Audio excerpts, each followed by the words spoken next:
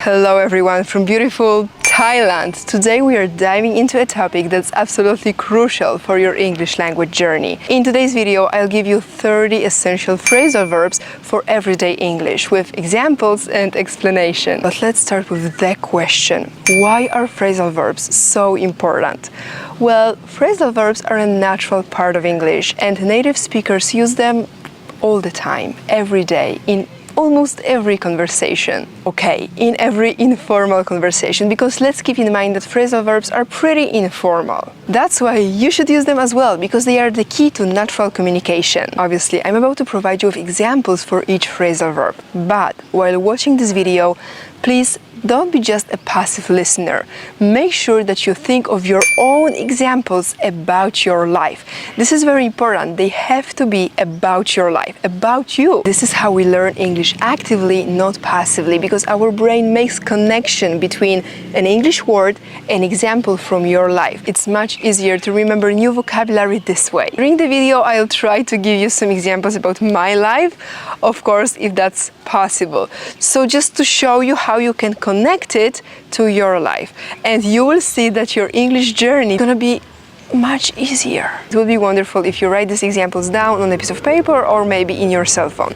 Now, let's jump right in. Phrasal verb number 1, run into. To run into means to unexpectedly meet someone, like to meet someone without planning. As I promised, I'll try to give you some examples about my life so that you can see how you can create examples connected to your life. So I'm from Poland, the capital city of Poland, Warsaw. So last time I was in Warsaw, I ran into my old friend.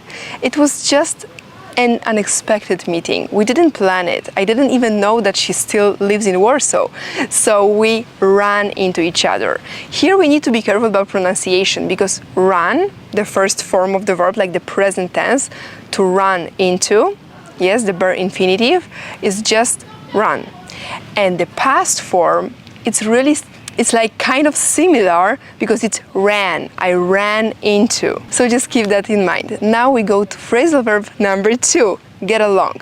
To get along with someone means to have a good relationship with someone. For example, oh, I didn't get along with my mom. We used to fight a lot, but now we get along. I really like spending time with her. Well, unfortunately, I'm not able to spend a lot of time with her because I'm traveling full-time currently, so we are really far away. But we talk every day, we call each other every day, that's why we get along. Next phrasal verb, call off. To call off means to cancel an event or a plan. Now I want you to think, when was the last time that you needed to call something off? For example, I was planning to take part in a beach party, but they called it off due to rain, because right now in Thailand it's a monsoon season. It means it rains a lot. Next phrasal verb, look after.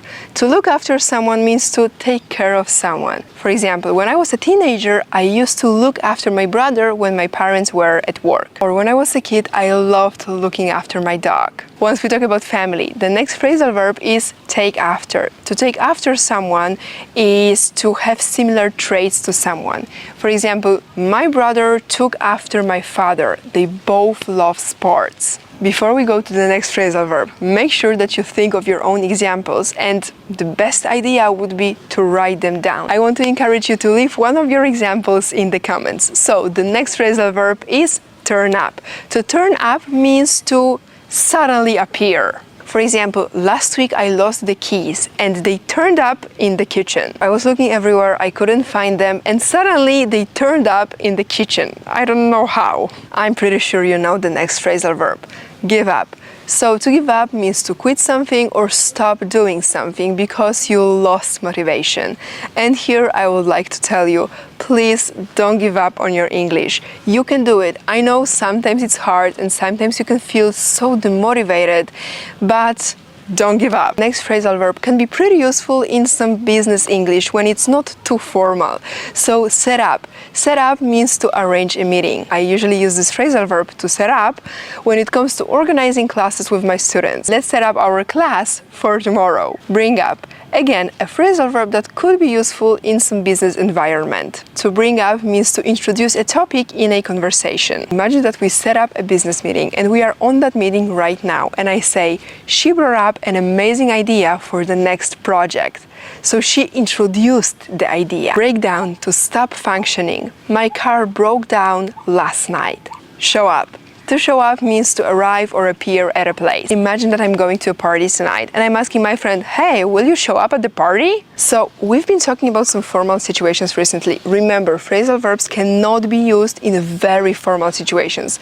But sometimes in some business English, when the situation is not like really formal, you can use phrasal verbs perfectly, and everybody, like your colleagues, are gonna use them as well.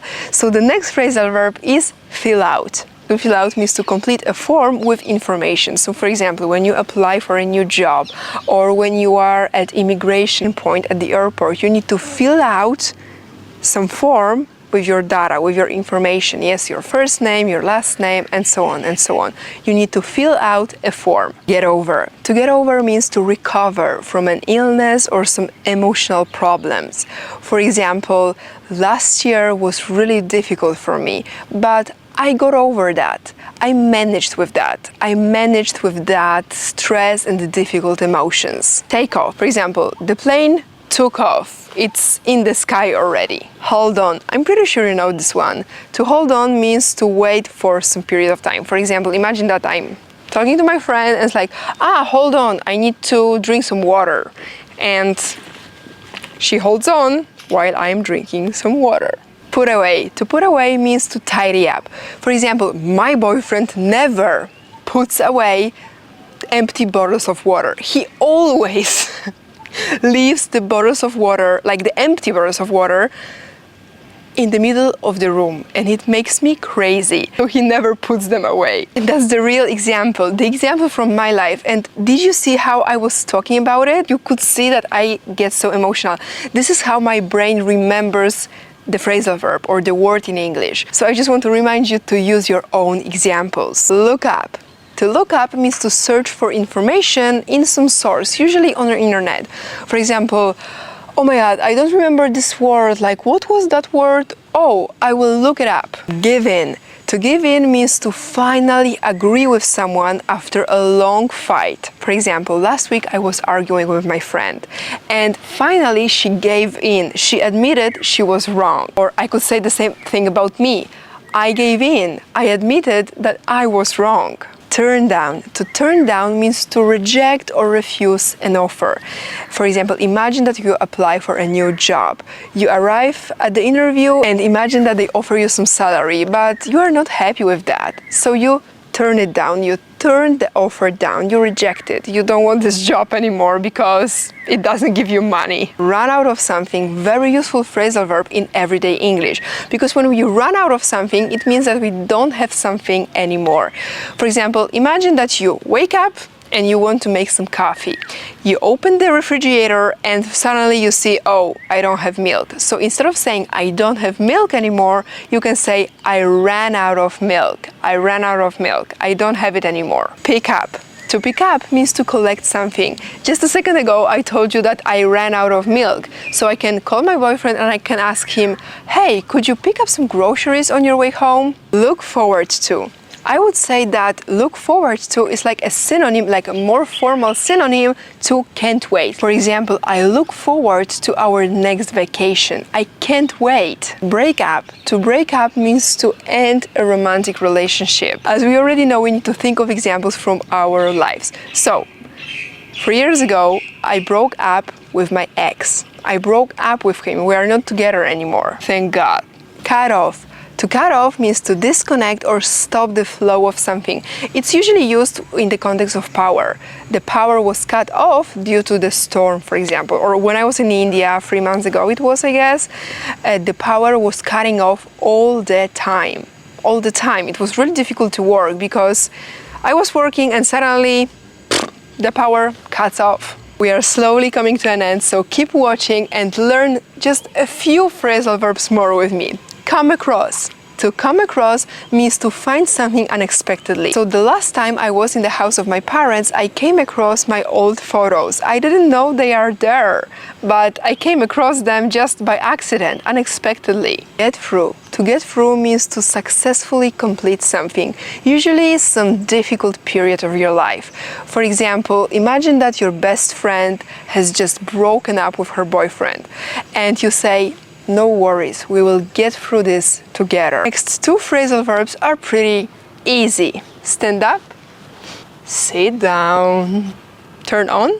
I turned my cell phone on, and turn off.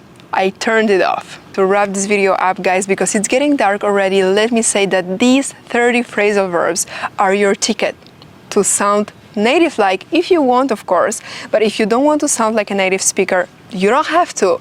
But these 30 phrasal verbs are your ticket to sound more natural in English and to understand daily conversations. Make sure you practice these phrasal verbs after this video. Make sure that you think of your own examples, that you visualize some situations from your life and connect them to these phrasal verbs. It's gonna be much easier to remember them. So I see you on my social media, wannaspeakbyveroniq on Instagram and TikTok. Make sure that you follow me there to have daily updates. For any business collaboration or private classes, just leave me an email. Hope to see you soon. Thank you so much for watching. Bye bye.